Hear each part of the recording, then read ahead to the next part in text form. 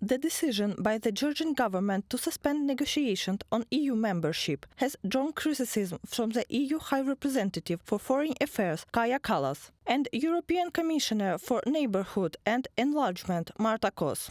We recall that the Georgian authorities' course of action and democratic backsliding led to the de facto halt of the accession process already in June this year, and that financial assistance from the EU directly benefiting the Georgian authorities is currently on hold. From the joint statement by EU High Representative for Foreign Affairs Kaja Kallas and European Commissioner for Neighbourhood and Enlargement Marta Kos.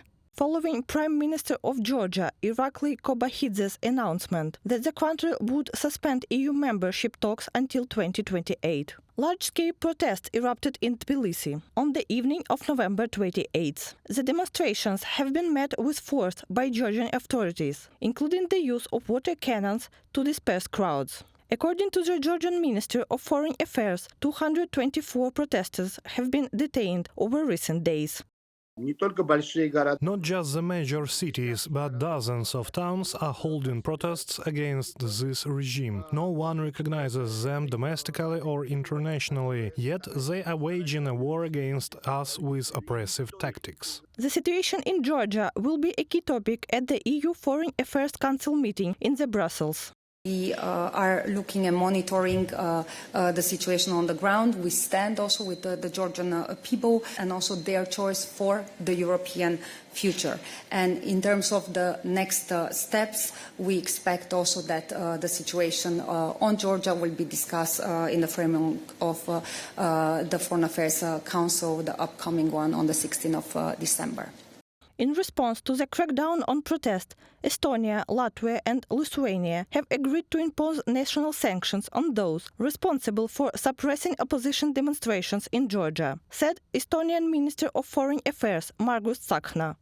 The three Baltic states jointly agreed to impose national sanctions against those who suppressed legitimate protests in Georgia. Opponents of democracy and violators of human rights are not welcome in our countries. Margus Tsahkna, Minister of Foreign Affairs of the Republic of Estonia, on social network X. The Ukrainian Ministry of Foreign Affairs has also condemned the use of force against protesters in Georgia. Particularly when the protests are driven by the government's decision to halt Georgia's progress towards EU membership, contrary to the European aspirations of the Georgian people. We are perplexed by the Georgian government's attempts to claim that the country's European integration continues, while its actions demonstrate a pivot toward Moscow. The Georgian government should stop intimidating its people with the myth of the so-called Ukrainian scenario, while simultaneously implementing a Belarusian scenario in practice. From the comment of the Ministry of Foreign Affairs of Ukraine on the website of the Ministry of Foreign Affairs of Ukraine.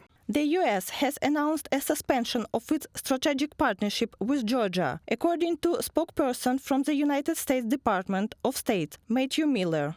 Experts suggest that during the EU Foreign Affairs Council meeting on December 16th, sanctions could be imposed on members of the ruling Georgian Dream Party, responsible for ordering the suppression of protesters. Reported by Bastun Katerina, Yulia Granovska, UATV News.